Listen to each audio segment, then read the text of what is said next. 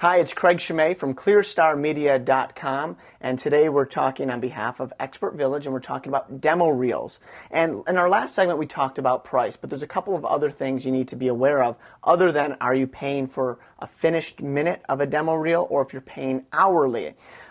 What you want to do is make sure when you find an editor, you remember that you get what you pay for. If you're going to a guy that just does it part-time, he's maybe a struggling actor and he's trying to just do this to make ends meet, well, that may not be the right person for you because they don't have anything vested in it. This is not something they take really seriously. This is not something that they really want to do, their passion. It's just something they do here and there. Go to somebody who has done it, who does it on a regular basis, and who really cares about giving you a good product.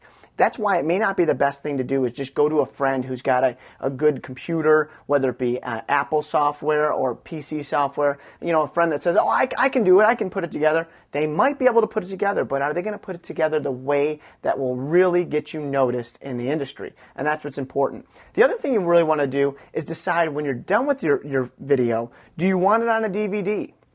Of course, I would say yes, absolutely. You want to put it on a DVD so that you can mail it out or give it to people who can best see your work. DVD is the easiest and most well-known format right now that we have. And like I said earlier, I don't think it's important that you make it HD and certainly making it Blu-ray or HD DVD. None of that is certainly necessary. A standard DVD will work just fine. They want to be able to see how well you can act or do whatever it is you're showcasing. Not if it's a high definition DVD or anything. The quality should be good, but it doesn't have to be in this HD format.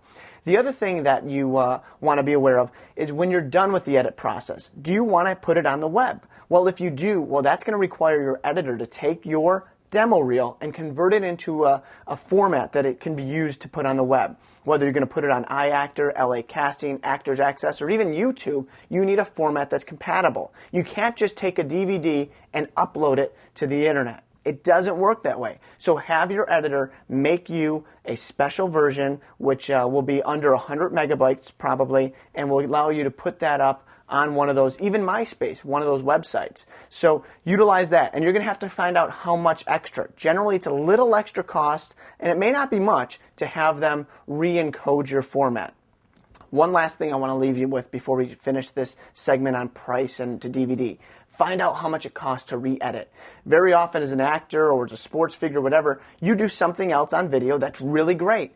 You want to go back to that editor and see if they keep your format, or your footage rather, and you want to go back and add a clip. Find out how much it is. If you're paying by the hour, you will know exactly how much it is. Find out how they bill. Do they bill in 15-minute increments or half-hour increments? So find all that information out. And if they keep your stuff on file, it's a great way for you to go back to that editor and get great quality footage real quick.